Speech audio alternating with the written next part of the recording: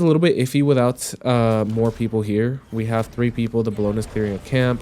I'm gonna go ahead and ult here. I do have the blade, so I'm gonna have to come in clutch and use it here. And now is where things get good. Now that the blade has been activated, they have put themselves at a position to attempt to kill me, and that gives me a perfect opportunity to come in here and start one-shotting people. Down goes the Yemoja. The Artemis died earlier. Hecate, you're next. I don't know what convinced you were going to get away. And now this Thanatos is my only target. No one's coming up anytime soon from the fountain, so I should be able to kind of free fight him here for a second. I immune most of his kit, and now Thanatos will fall and give me the triple kill. And I don't think this Thor has much of an option to kill me.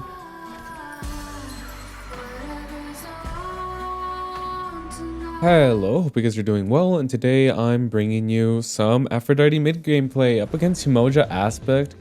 I have made the mistake of needing to use my heal there, not only to keep pressure in mid, but also to sustain some of the damage that I took.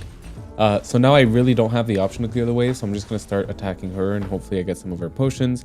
Obviously, health that I'm going to be able to heal back up as Aphrodite. Probably not the best option, to be honest, if I were to, this is a do as I say and not as I do moment. Clear the wave. That's the most important thing. I lost some gold to that tower. Sure, we probably got most of her potions, which is kind of worth it, but that's not always going to be the case. Especially on someone like Aphrodite, who doesn't have that good of clear in the early game.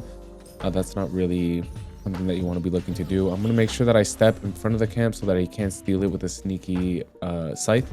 And I did hit the 3, which means he's going to take a lot of damage. One more auto attack that I did land is going to give us first blood. 400 gold.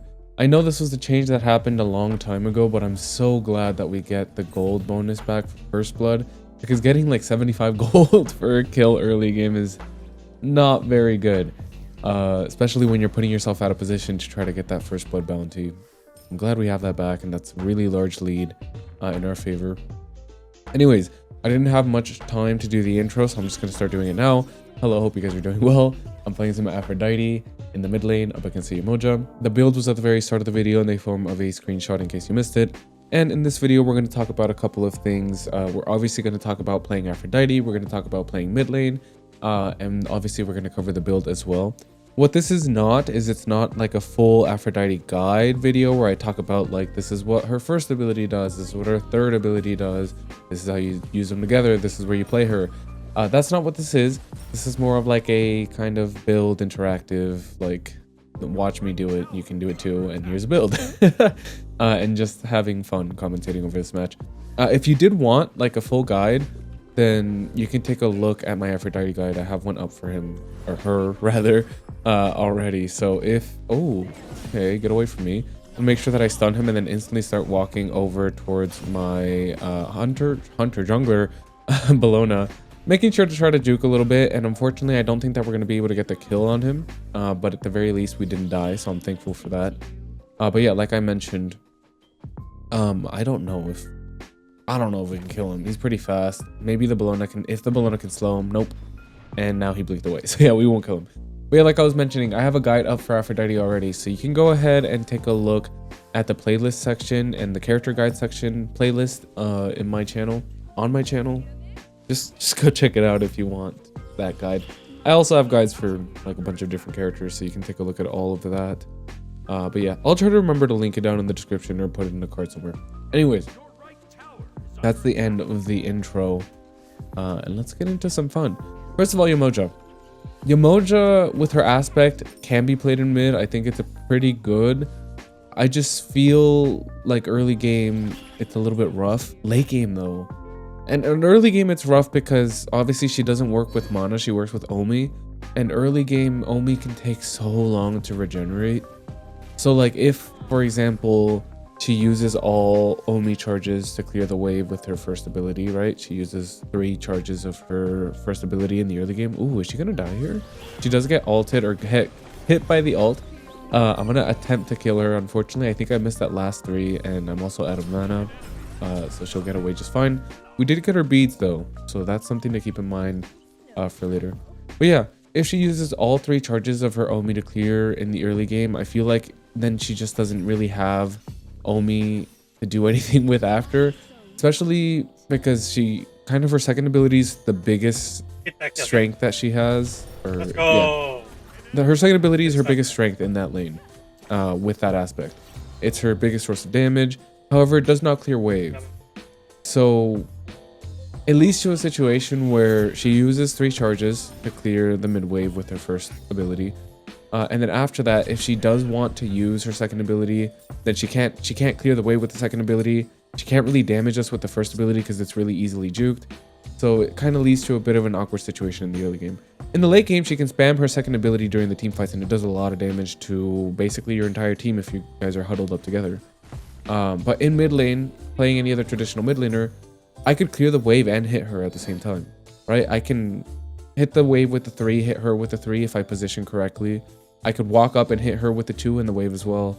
I'm just kind of trying to like kind of show you guys kind of what it's like to play Yemoja. Also, her damage isn't going to be too good like in the early game. But again, we're playing Aphrodite, so this is like best case scenario for her because our clear isn't too good either. Now you could help out your clear with Conduit Gem, but at the same time, a lot of the times I find that Aphrodite really strives with cooldown reduction because you're not just all damage, right? So your second and third ability, your first ability does a small amount of damage as well. Ooh, we're going to be able to actually catch her while she's walking back into lane. Not going to be a lot of damage. We hit her with a combo. We would have to hit her with another combo to kill her, but the Bellona is here, so I'm going to go ahead and ult so that I can get my third ability back, and that coupled with some of the Bellona's damage will actually grant us the second kill of this game. Very nice rotation by the Bellona, and then maybe we look over into a rotation on the left. But yeah, you could kind of... Ooh, we're not going to be able to catch up to him. Not only is he faster than both of us put together, even with my passive, but he's also slow immune, which is the only thing that Bellona does is slow.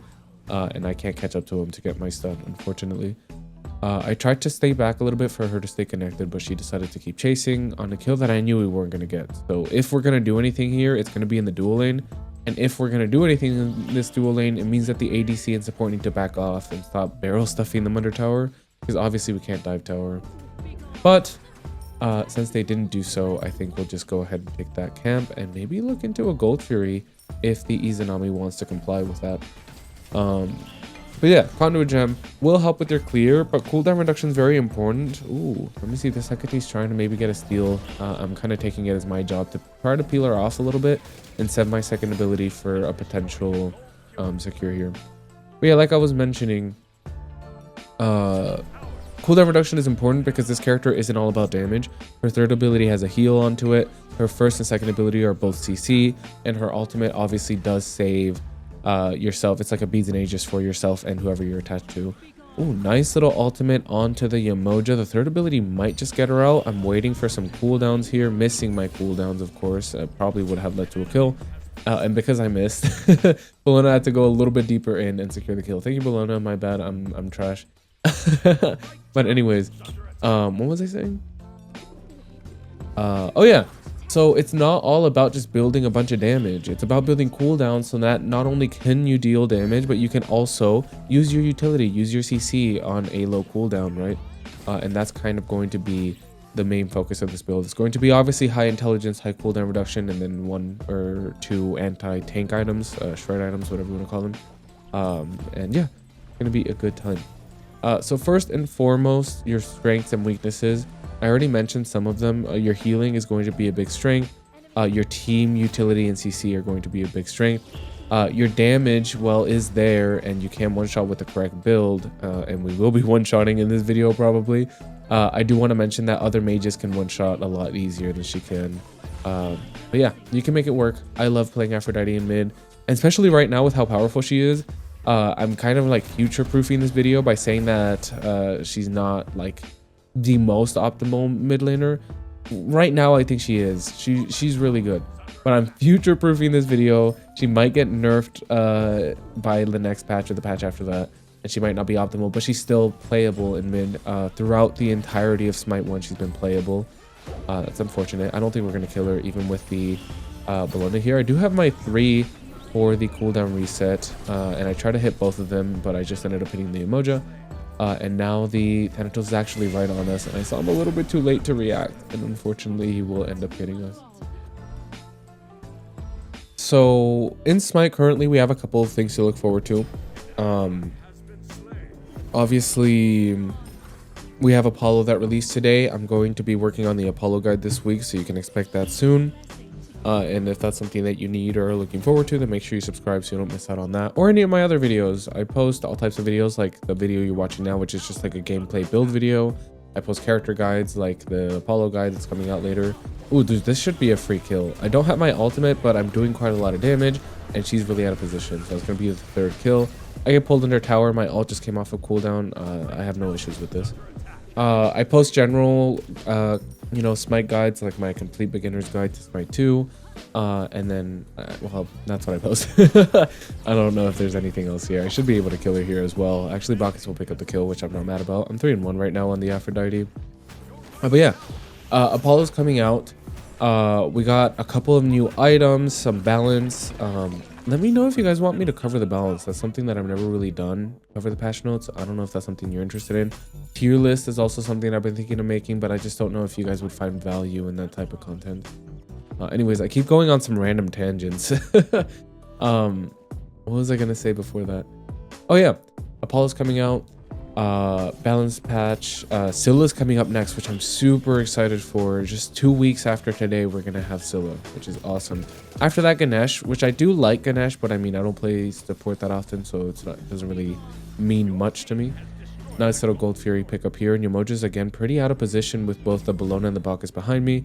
My job is to try to keep her out of position by stunning her and then knocking her back, hitting her with the double birds, knocking her back towards us, and that will pick me up the 4th kill of the match.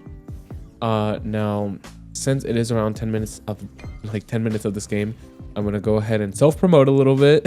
It's only gonna take 30 seconds. It's not gonna be that bad, and then we'll start talking about the build as we do Pyromancer.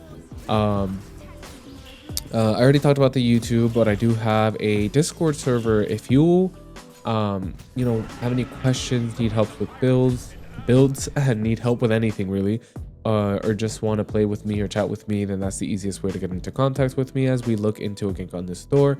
And then also, if you just want some non-toxic people to play Smite 2 with, then that's a perfect place to do so as well. I'm going to try to save her here, hit him with the kiss, hit him with the full combo. I'm doing quite a lot of damage, so even as he starts charging the ultimate, he will die on his way up, and that'll grant us our 5th kill. But yeah, join the Discord server, link down in the description, and follow me on Twitch. I have a I stream live on Thursday and Fridays, so if that's something you're interested in, it's a bit of a different experience. Some really heavy playing into the play-by-play commentary, so if that's something you're into, you can check out the live streams as well.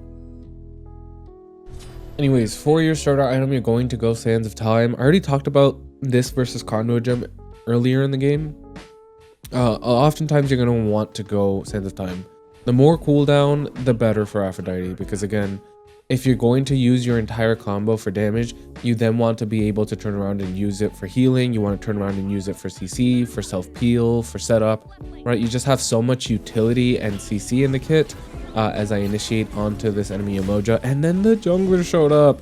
I was fine with the Yamoja and the Hecate. Their damage is kind of lackluster, and I do a lot of damage and have a lot of sustain, but the minute that Thanatos showed up, I was not in the best of positions, and that was very aggressive on me considering I had no idea where he was at, so I'm kind of trolling in that regard.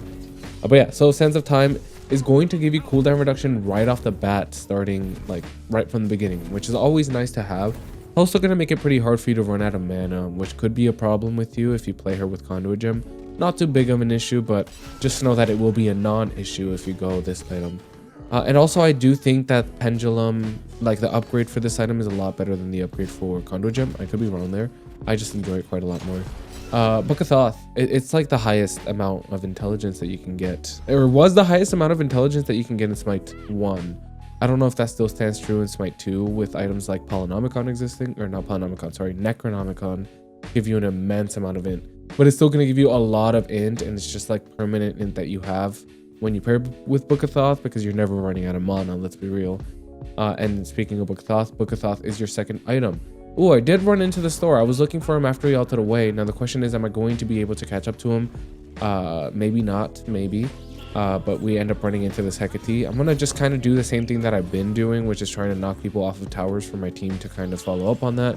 Fortunately, my team did not follow up on that, and now she finds herself in some trouble. I'm going to be able to kind of run away and constantly spam my heal behind me, So this might be able to save me, but maybe not, because I didn't get my heal up, and I again find myself in a situation where I'm fighting 3 people. I tend to always put myself in the worst situations apparently, but this gives me a chance to talk about Book of Thoth. Book of Thoth is good just because it gives you an immense amount of intelligence. I do miss when it gave you some flat penetration. That was really powerful, but now it just gives you more intelligence than it did before, and that kind of, I guess, somewhat makes up for the fact that you lose your flat pen. But at the same time, flat pen, especially in the early game, is a very powerful stat, which is why you can only get it from like 3 items, and now you can only get it from 1 item, or actually 2, which is kind of unfortunate. But it still gives you a lot of intelligence. It's actually, you know, the most amount of intelligence that you're going to be able to get other than a fully stocked Necronomicon. That's about all it gives you. So after that, you're going to have to get to work on cooldown reduction and some tank shred. Chronos Pendant is oftentimes going to be a great option.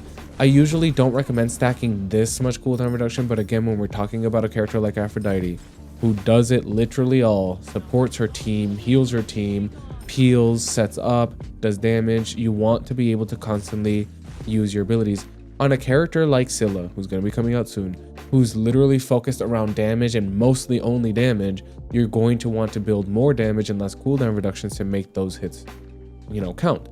But on someone like Aphrodite, who does more than just damage, it's a lot more important to get cooldown reduction and constantly use your stuff, as we're able to kill this Yamoja again using the ultimate 3 combo. But yeah, like I was mentioning, on someone like this character, actually we're getting ganked by the Thor and the Hecate, but now that the Yamoja isn't with them, it's not too big of an issue. A 3 into a 2 will end up killing the enemy Hecate, and Thor will fall right after to a couple of auto attacks and tick damage that he was hit by prior, giving us our 8th kill of the game.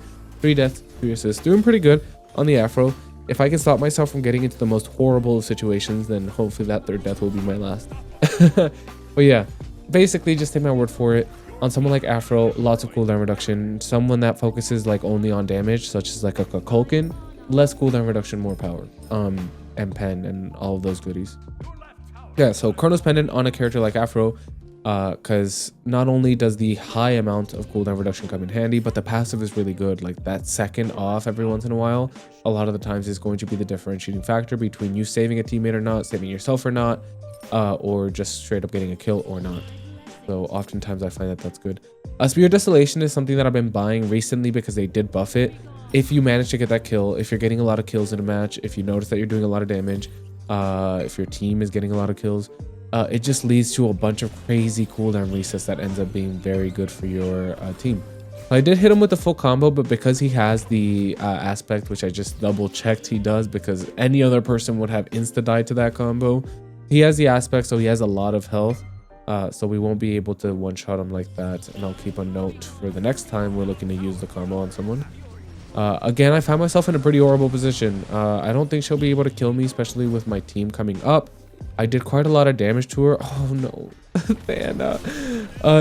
We did end up killing her. But again, this is just another kind of instance of me just stepping into their entire team over and over. I'm so embarrassed. Alright, I'm making this solemn promise that is the last time I'm going to die like that by walking into their entire team. I think 4 deaths in, I've learned my lesson. I'm over it. No more of those. Anyways, so knowing that the enemy Thanatos is going that aspect and they have 2 other tanks on top of that, I thought it would be good to just go Soul Reaver now to start countering all 3 of them. Whereas if I went protections, I would just counter 2 of them, both of their tanks, and not the Thanatos high health bar. But if I go Soul Reaver, I will now be countering all 3, which is a little bit better. But do keep in mind that Soul Reaver, like tick or bonus damage or whatever, is affected by protection. So if you're going to buy Soul Reaver, you're going to want to make sure that you also have some form of penetration. In some situations, you might want to buy one before the other, but you're always going to want both. Yeah. Your Desolation, same thing, gives you cooldown reduction, gives you actually quite a lot of intelligence, more than most other items that don't stack or don't have any special like features. And then also just cooldown reduction and passive that gives you more cooldown reduction. This coupled with Chronos Pendant, coupled with all of your like static cooldown reduction, it leads to a lot of cooldown resets, and a lot of the times it comes in clutch with both dealing damage, saving your team, and yada yada, so forth. Yada yada yada. We'll pick up the kill on Thor. And now I'm trying to get over to the Yamoja. I'm gonna start trying to cut her off super high up here. I don't know if I'll be able to catch up to her because she has the movement speed from her third ability that she's spamming. But if she manages to lazy back that, of which she did not, we might have been able to pick up the kill. Is there anything else I needed to talk about before we move on to more items? Looking at a kill over at him again, he does have a high health bar, so I hope I have enough damage for it. I'm gonna go ahead and hit him with the entire kit, that of which I missed the third bird. I keep missing the third bird. I think I missed it at least, but I did end up getting the kill. So I'm hoping, or I'm kind of not hoping, but I'm realizing I'm noticing that the Soul Reaver definitely did help a lot, because the damage that we did there compared to the damage that we did last time, it's like a night and day difference. And obviously it's going to help when he's literally stacking health with his passive, and Soul Reaver does damage based on their health, which I guess I didn't really talk about Soul Reaver, what it does. I just talked about why you should get it. Soul Reaver does damage, bonus damage, based on how much health the enemy has. The more health they have, the more bonus damage it has, or it does. And it pairs well with high cooldown reduction, because if you're constantly casting abilities, then you're constantly getting this bonus damage. And a lot of the times this bonus damage, when they have a decent amount of health, is going to be equal to hitting them with like another ability. So if I hit them with my third ability, it's basically going to be like I hit them with 2 third abilities, accounting for that bonus damage. Now that Hecate is going to teleport away, so unfortunately we won't pick up that kill. But now the Thor did pull up and then teleported away as well. Now this siege is a little bit iffy without more people here. We have 3 people. The Bologna's clearing a camp. I'm gonna go ahead and ult here. I do have the blade, so I'm gonna have to come in clutch and use it here. And now is where things get good. Now that the blade has been activated, they have put themselves at a position to attempt to kill me, and that gives me a perfect opportunity to come in here and start one-shotting people. Down goes the Yemoja. The Artemis died earlier. Hecate, you're next. I don't know what convinced you were going to get away. And now this Thanatos is my only target. No one's coming up anytime soon from the fountain, so I should be able to kind of free fight him here for a second. I immune most of his kit, and now Thanatos will fall and give me the triple kill. And I don't think this Thor has much of an option to kill me, especially with the Bologna nearby. So we're able to actually get away with that, and now maybe look at actually pressuring the Phoenix the proper way when we're not completely outnumbered. Very clutch blade usage. I think I was like under 70 health when I used it. I was very lucky, but it ended up working out in our favor. Very ballsy play. And next item, I want to focus on penetration. I mentioned that if you're going to go Soul Reaver, well, you want penetration in most cases anyways. But if you're going to go Soul Reaver, then you definitely do need penetration. Because if you're going Soul Reaver, it already means you're trying to counter tanks. So you have to go both. And I'm going to go for Totem of Death. You go Totem of Death when you are going to build high cooldown reduction, so you can stack it. If you don't have high cooldown reduction, so you're playing like a character like a Kulkin and building like full damage, then you want to go for Obsidian Shard. It's just kind of the main idea behind this. I'm going to make sure that I ult us so that we don't get pulled by the Hecate to their entire team. Staying nearby though, because I do want to maybe fight. We do end up running into the Artemis. I don't have my ultimate, which means I have to be a little bit more cautious than I regularly would be. But it looks like she's going to get pressured and pretty easily die. And that should be a left tower, or maybe even an end for us. It's looking like the team wants to go for the left tower, which is the safer choice. It's going to be pretty hard to end with 2 towers up and 3 people alive. So left tower it is. We don't have a minion wave here, unfortunately, so maybe the left Phoenix is kind of out of our reach. We'll see just about how much damage we're going to be able to deal to this. Oh, she has the Nagas. Okay, then we're good. This is for you though. Also, she's one-shotting this thing. I have 5,000 gold. I would love to back if we don't just straight up end here and start working on my next item. Last item, I would recommend Rod of Tahuti. Because Rod of Tahuti is going to lead to a situation like we're all just jumping. I think they've given up at this point. They just know it's over. Anyways, last item, Rod of Tahuti, because the Rod of Tahuti just is going to work well in the later half of the game when you're building into high intelligence. And then also as you start stacking some potions, it's going to be very helpful. I hope you guys enjoyed that video. Make sure to like, comment, and subscribe if you did. Check out my Aphrodite gameplay, subscribe to the channel, Discord, all those things. And I hope to see you in the next one. Love you. Bye.